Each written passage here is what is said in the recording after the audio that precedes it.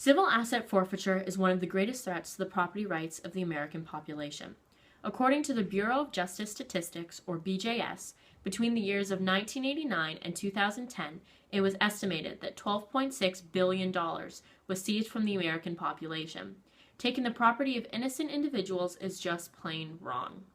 Although asset forfeiture is the most effective way of recovering property, and the program does have good intentions of targeting people, groups, and organizations that really do break the law, it is proven that officers and agencies take advantage of this law and abuse their power. You might have heard of the term policing for profit. Officers and agencies are influenced to target vulnerable individuals because this program generates revenue not only for themselves, but their departments and agencies. The seized money and property is kept or sold by the officers or agencies that perform the seizing. At the federal level, the seized property is given back to the local or state agencies that took part in the operation. The BJS reported that in 2012, local police received an estimated $298 million in one fiscal period back from the federal government because of all of their help.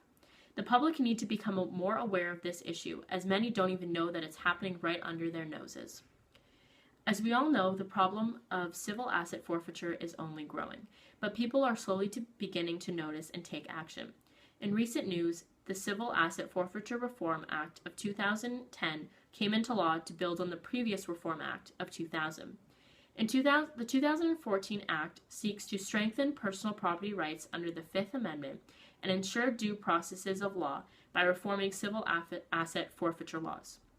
Basically, the law takes a hard look at the current legislation and outlines specific areas of improvement, like raising the argument of how much proof is enough proof, and expanding the criteria and determining what can be seized and how much of it can be seized. Personally, I don't think that the government is doing enough. I wouldn't go as far to say that the government should abolish all civil asset forfeiture laws, because it does do some good, but laws and regulations should be put into place that way officers and agencies are not influenced to abuse their power, and property and money of innocent Americans are protected.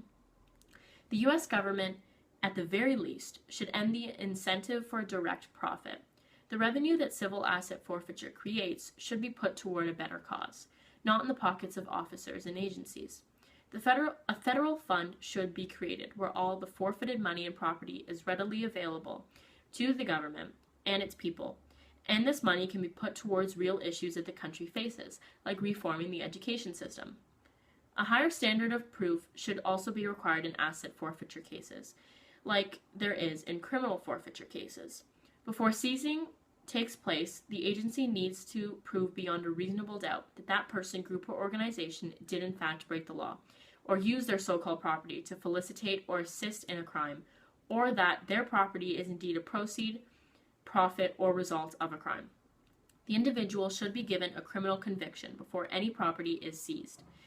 The case needs to be clear and have convincing evidence before any seizing of any property takes place.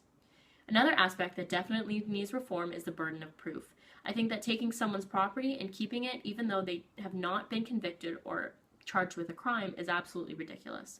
On top of that, victims should be given a fair and equal opportunity to get their property back. Owners should not have to prove their innocence to a government who already presumes them as guilty. The burden of proof should be placed on the government.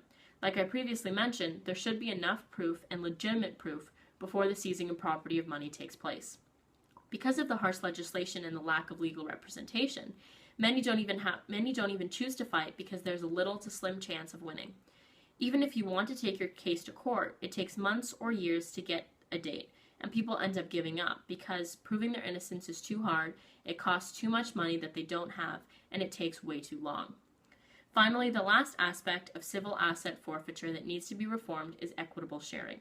State and local agencies take advantage of this because handing over the forfeiture cases to local governments ensures that they get 80% back of what is forfeited. According to the BJS, in 2013 alone, $657 million was given back to the states. It's quite clear where the motivations lie for state and local agencies. Agencies are influenced by equitable sharing program because it ensures that they get money back from the federal government. Individual states need to create laws that go against the equitable sharing program, but don't because they're influenced and driven by the prospects of money. By abolishing the equitable sharing program, it takes out the incentive of profit out of the equation.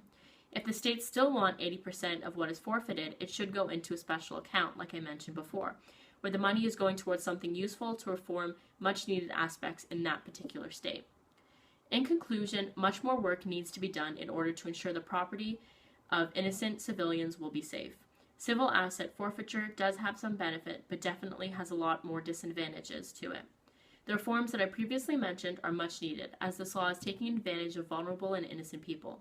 Personally, I believe that civil asset forfeiture will always be an issue no matter what new legislation comes, but it is nice to know that federal officials are aware of this issue and are trying to make a difference. Thank you.